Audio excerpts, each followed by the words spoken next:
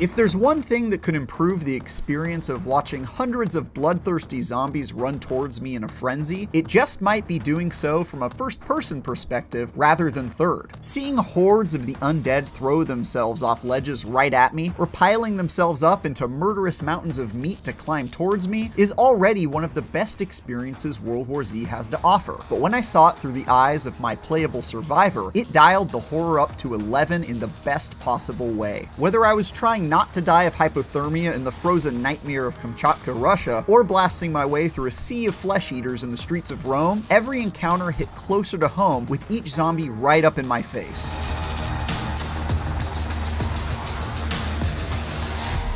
It certainly helps that World War Z significantly overhauls its melee sandbox in Aftermath, which afforded me lots of new opportunities to get up close and personal with the undead. Each of the melee options added, including two-handed weapons and single-handed weapons that can be dual-wielded, has their own advantages, disadvantages, and unique animations that made each of my first-person skirmishes all the more satisfying. There's also a new class ability that's awesome but difficult to master, which gave me a shield to block zombies from getting through entryways, stop rampaging bulls in their tracks, and let me charge my way through a sea of enemies like good old Frank West. The new areas pair perfectly with the fresh perspective, as I absorbed the iconic ruined locales of Rome and thanked my lucky stars I've never experienced a Russian winter, especially during the zombie apocalypse. Excellent, diverse locations have always been a highlight in World War Z, but experiencing them through the eyes of my character brought it to a whole new level, especially Kamchatka, which made me take damage just from being outside.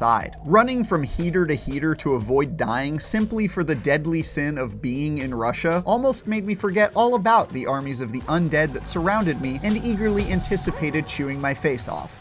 Almost. You don't often see a first-person mode added to a game that came out over 2 years ago, but in World War Z's case, it really does breathe new life into a shooter that's quite literally drowning in the dead. Not only am I excited about the 2 new campaigns that will ship with Aftermath, but I'm also curious to see how World War Z's existing campaigns will feel through this new perspective. The fact that a 4K 60 FPS upgrade will be deployed around the same time is all the more reason for me to revisit those stories. For more on World War Z, check out our review of the base game and the Aftermath announcement from the IGN Expo last summer. And for everything else, keep charging hungrily toward IGN. I owe you my life.